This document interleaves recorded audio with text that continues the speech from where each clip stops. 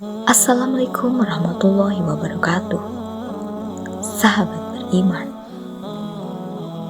memiliki pasangan tentunya bertujuan untuk saling melengkapi satu sama lain.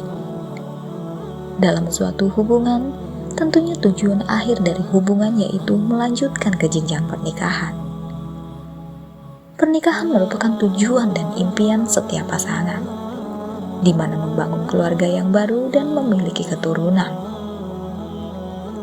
Perkawinan adalah ikatan suci antara pria dan wanita yang diikat oleh ikatan pernikahan yang sah. Namun, pada kenyataannya tidak selamanya hubungan perkawinan berjalan lancar.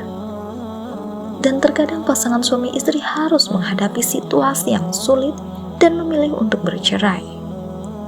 Lalu bagaimana Islam memandang hal ini? Tonton terus video ini sampai akhir, semoga ada hikmah yang bisa kita petik.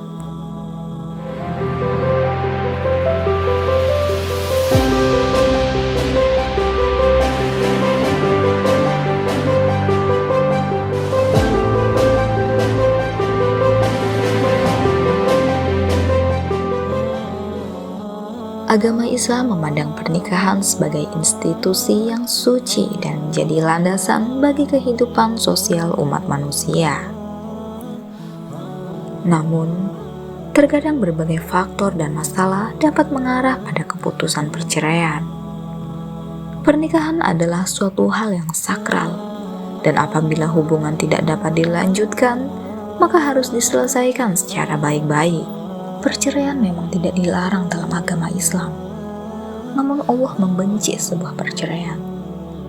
Bercerai adalah jalan terakhir ketika terjadi permasalahan dan saat semua cara telah dilakukan untuk mempertahankan rumah tangga, namun tetap tidak ada perubahan.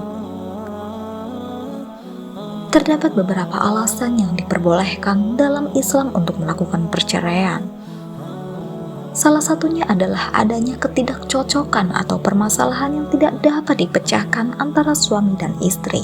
Ketidakcocokan ini bisa meliputi perbedaan nilai-nilai, tujuan hidup yang berbeda, atau masalah komunikasi yang serius. Dalam hal ini, perceraian dapat menjadi jalan terbaik agar kedua belah pihak tidak terus-menerus hidup dalam ketegangan dan pertengkaran. Hukum perceraian dalam agama Islam bersifat konkret dan terperinci. Dalam Al-Quran, terdapat beberapa ayat dan surat yang merujuk langsung pada masalah perceraian. Surat At-Talaq, yang juga dikenal sebagai surat perceraian, salah satu surat yang mengatur mengenai prosedur perceraian dalam Islam.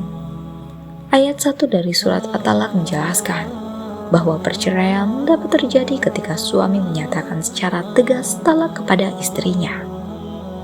Talak tidak diperbolehkan jika bertujuan untuk menghilangkan mudarat dari salah satu, entah itu dari suami atau istri.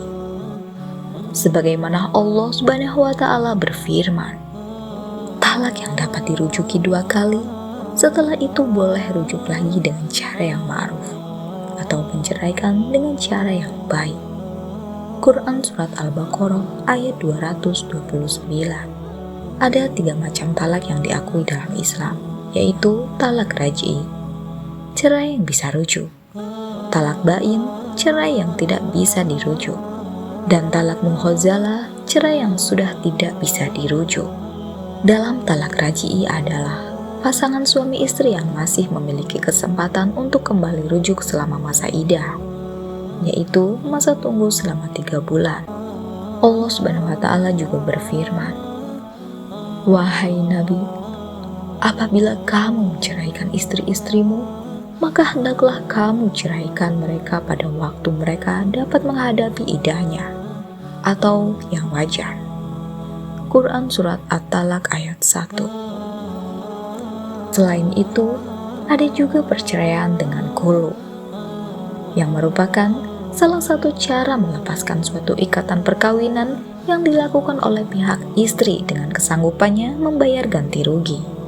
Perceraian ini berlaku jika suami tidak menceraikan istrinya dan istri berhak meminta cerai dengan membayar imbalan tertentu kepada suami. Perceraian ini berlaku jika suami tidak menceraikan istrinya dan istri berhak meminta cerai dengan membayar imbalan tertentu kepada suami. Selain itu, perceraian juga diizinkan jika suami atau istri melakukan pelanggaran serius terhadap pernikahan. Pada contoh ini, pelanggaran dapat berupa perselingkuhan, kekerasan dalam rumah tangga, atau pelantaran keluarga. Dalam kasus seperti ini, perceraian bisa menjadi bentuk perlindungan bagi pihak yang merasa terluka dan tidak aman dalam hubungan tersebut. Bisa jadi, talak itu hukumnya wajib jika mudorot yang menimpa salah satu dari suami istri tidak bisa dihilangkan kecuali dengan talak. Diriwayatkan Abu Daud, Rasulullah Shallallahu Alaihi Wasallam bersabda kepada orang yang mengeluh kepada beliau tentang kejahatan istrinya, "Ceraikan dia." Bisa jadi talak itu diharamkan karena menimbulkan mudorot pada salah seorang dari suami istri dan tidak menghasilkan manfaat yang lebih baik dari mudorotnya, atau manfaatnya sama dengan mudorotnya. Sabda Rasulullah Shallallahu Alaihi Wasallam, wanita yang meminta cerai suaminya tanpa ada sebab kesalahan apapun, maka akan diharamkan baginya bau surga. Hadis riwayat Abu Daud. Sementara itu, cerai hukumnya sunnah jika suami sudah tidak sanggup lagi membayar atau mencukupi kewajiban nafkahnya, atau perempuan tidak menjaga kehormatan dirinya. Lalu ada pula keadaan yang menyebabkan hukum perceraian dalam Islam menjadi haram, yaitu menjatuhkan talak saat istri dalam keadaan haid dan menjatuhkan talak saat melakukan hubungan suami istri.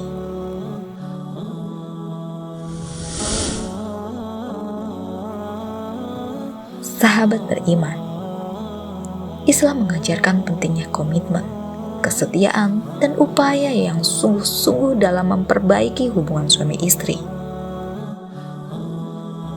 Hal ini menunjukkan bahwa Islam menyadari dampak besar yang ditimbulkan oleh perceraian, baik bagi suami, istri, maupun terutama bagi anak-anak yang terlibat di dalamnya.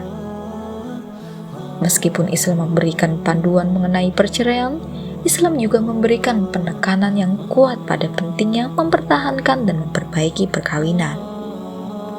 Dalam Islam, perceraian dianggap sebagai pilihan terakhir bagi suami dan istri, yang hanya dilakukan setelah upaya yang sungguh-sungguh untuk memperbaiki hubungan namun tidak dapat tercapai.